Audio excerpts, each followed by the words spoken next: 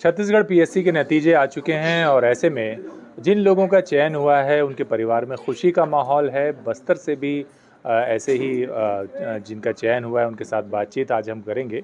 DSP के पद के लिए उनका चयन हुआ है और 23वीं रैंक उन्होंने हासिल की है। बस्तर जैसे इलाके से जब इस तरह का चयन होता है तो ये ज़रूर बात आती है सामने कि जहाँ पर शिक्षा की बुनियादी सुविधाओं को लेकर अक्सर सवाल उठते हैं, वहाँ से युवा प्रतिभावान छात्र ऐसी प्रतियोगी परीक्षाओं में किस तरह से तैयारी करते हैं वो जानने की कोशिश करेंगे। हमारे साथ आकाश हैं, 23वीं रैंक इन्होंने हासिल की है छत्तीसगढ़ पीएससी में। और किस तरह से आकाश आपने एक प्रशासनिक अधिकारी बनने का सपना संजोया, कहाँ से ये सफ़र शुरू हुआ जहाँ से आपके दिमाग में आया कि मुझे प्रशासनिक सेवा में जाना है और तैयारी करनी है? जी, पहले तो इनिशियली सोच के नहीं रखा था। बाद में जब कॉलेज करा था उस टाइम पे पेरेंट्स के थ्रू पापा मेनली फ़ोकस था पापा का कि गवर्नमेंट सर्विस में आओ, अच्छे बड़े एग्ज़ाम में आओ। उसके बाद जो बाकी की फैमिली है मेरी, उनका भी मोटिवेशन था जी। कि मतलब कुछ अच्छा करना है वाला। हाँ। तो उसके बाद मैंने सीजीपीएससी की कोचिंग चालू की थी लास्ट ईयर में जब मैं अपने कॉलेज में था। उसके बाद लॉकडाउन लग गया तो मैं 2 महीने बस पढ़ पाया था, 2-3 महीने। उसके बाद मैं यहाँ पे आ गया था वापस, तो उस टाइम मेरी पढ़ाई पूरी थम सी गई थी। उसके बाद 6-7 महीने के बाद जब लॉकडाउन वापस हटा तो मैं वापस रायपुर गया और रायपुर से ही मैंने पूरी फिर अपनी कोचिंग की। पहले अटेम्प्ट में मेरा प्री क्लियर हो गया था, पर मेंस में कुछ कमियाँ थी जिसको मैं मतलब नज़रअंदाज किया था, तो उसमें मेरे को उसका रिज़ल्ट मिला, मेंस क्लियर नहीं हुआ था। उसके बाद मैंने पूरी गलतियाँ अपनी रेक्टिफ़ाई की और जो भी गलतियाँ थी उसको रेक्टिफ़ाई करते हुए सेकंड प्रयास दिया।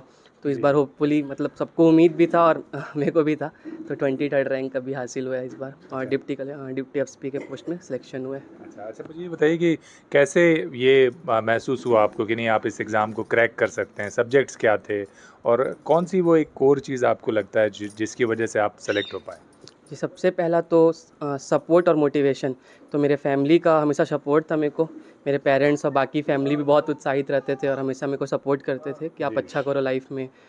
तो उनका सपोर्ट निरंतर था और जो मूल मंत्र है किसी भी एग्ज़ाम को क्रैक करने का वो कंसिस्टेंसी होता है। तो हमको हमेशा कंसिस्टेंट रहने का कोशिश करना है। ऐसा नहीं है कि आप कभी ब्रेक नहीं ले सकते। आप ब्रेक ले सकते हैं, आप फेस्टिवल सेलेक्ट अपना सेलिब्रेट कीजिए, आप बाहर जाइए दोस्तों के साथ, पर आप 6 से 8 घंटे की पढ़ाई हमेशा करिए और मिनिमम जितना ज़्यादा मिनिमम हो सके उतना मिनिमम गैप लेने का कोशिश करना चाहिए हमको। और जब एग्ज़ाम पास आता है तो सिलेबस ख़त्म करने के लिए जैसे मैं भी 10-12 घंटे 14 घंटे भी पढ़ा हूँ एग्ज़ाम के टाइम पे जब मेरा सिलेबस ख़त्म नहीं होता था। तो टारगेटेड वे में पढ़ाई करना चाहिए और कंसिस्टेंट रहना चाहिए। मतलब ज़रूरी नहीं है कि सफलता मिलेगी, लेकिन सफलता एक दिन ज़रूर उसको मिल जाती है जो निरंतरता करते रहता है, प्रयास करते रहता है, कंसिस्टेंट रहता है। नहीं, बेसिक्स जब पढ़ाई आप कर रहे थे तो उसमें ग्रेजुएशन आपका किस में? अच्छा, बीटेक सिविल में किया था मैंने रुंगटा इंजीनियरिंग कॉलेज से रायपुर के। हाँ, हाँ, हाँ, हाँ। फिर आपने पीएससी के लिए तैयारी कब से शुरू की?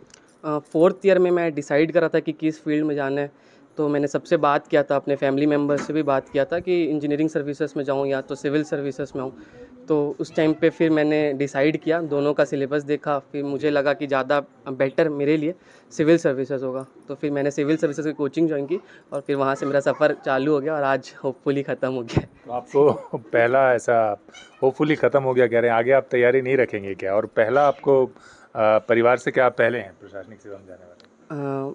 मेरे बुआ के बेटे हैं, उनका भी हुआ था डीवाईओ में, पर इस फैमिली से मैं पहला हूँ, फर्स्ट जनरेशन, सीजीपीएससी में फर्स्ट जनरेशन हूँ, लेकिन आने वाले समय पे और लोग आएंगे इस जी। परिवार से।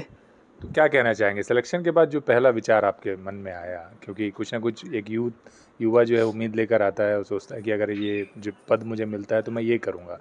तो छत्तीसगढ़ के लिए या बस्तर के लिए ऐसा कुछ आपने सोचा है?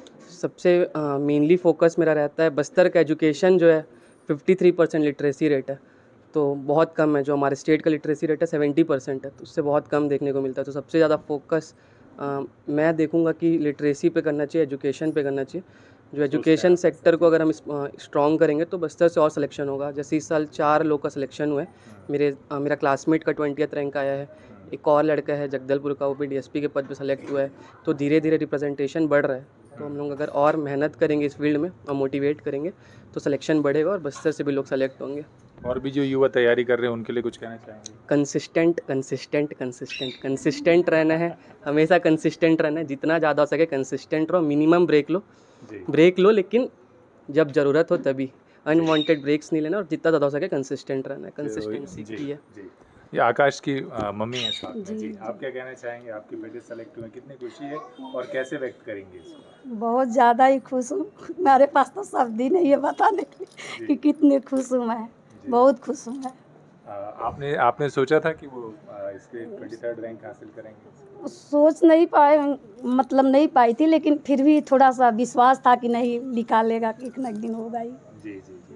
तो ये थे आकाश जो युवाओं से कह रहे हैं कि कंसिस्टेंसी बहुत ज़रूरी है। यदि आप तैयारी कर रहे हैं तो पूरे मनोयोग से लगातार और निरंतरता के साथ यदि तैयारी करेंगे तो सफलता ज़रूर मिलेगी। ये अच्छी बात है कि बस्तर जैसे इलाकों से भी लगातार युवा ऐसी प्रशासनिक सेवाओं में बेहतर रैंक हासिल करके अच्छे पदों को हासिल कर रहे हैं। और पूरे बस्तर के साथ-साथ जो यहाँ के स्थानीय लोग हैं, वो भी इसको लेकर काफ़ी खुश हैं कि यहाँ की युवा निरंतर उपलब्धियाँ हासिल कर रहे हैं। कैमरामैन सोमेश के साथ नरेश मिश्र, IBC 24 बस्तर।